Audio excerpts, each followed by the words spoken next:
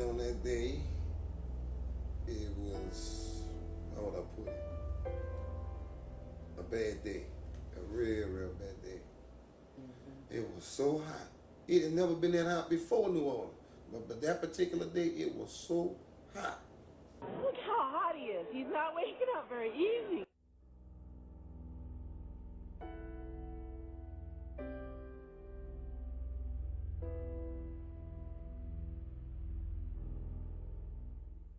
For people who have never seen a disaster or been in a disaster, watching it on TV, it's nothing like being in it in real life. It affects you in ways that you can't even imagine.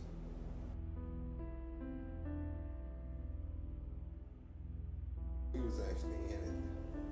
We watched the water come from the ground up into the house when we had to climb into the attic. And we was up there for about 2.5 days.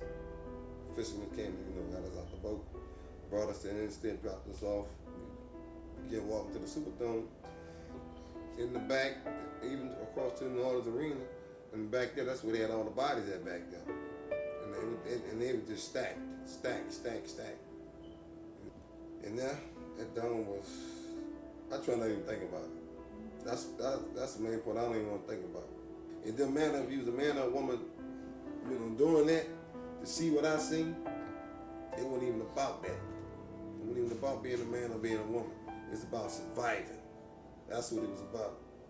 A lot of people didn't make it.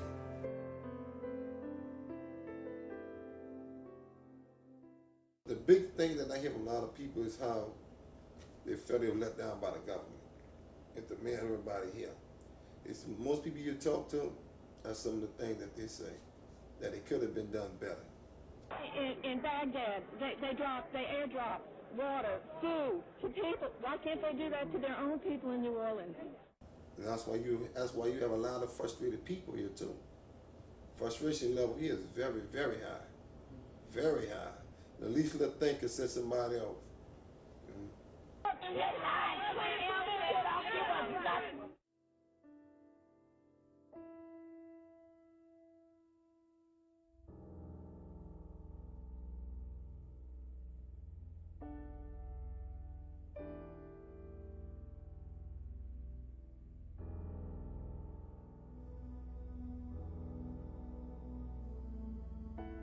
Some people still having problems to this day. Here it's almost 4 years later. You got grown people right now, going through the post-traumatic stress right now. Some people still going through it. It's a slight little thing to take them, take them back now. We just had Mardi Gras 2 weeks ago, and we were out waiting for the parade and the Coast Guard, which is normal for Mardi Gras. They fly over and everything. And this particular time, they were flying over, and I think this may have been the first time I've heard it since Katrina, and it just literally sent chills down my spine. I mean, I had tears in my eyes, and it just like they just kept going back and forth, and the sounds, it was just overwhelming. And then like 2 days after that, actually Mardi Gras Day, when I heard it, it didn't bother me. It didn't bother me at all. So it's just certain times and certain sounds you hear.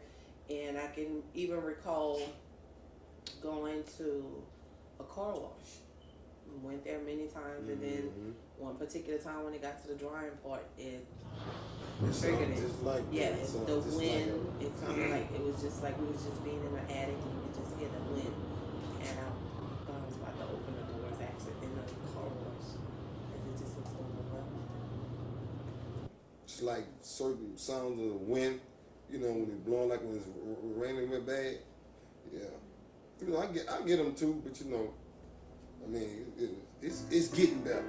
When I go in certain areas of the city, and I see certain people, and I hear, how some people, they just, they don't seem like the same person they were before the storm.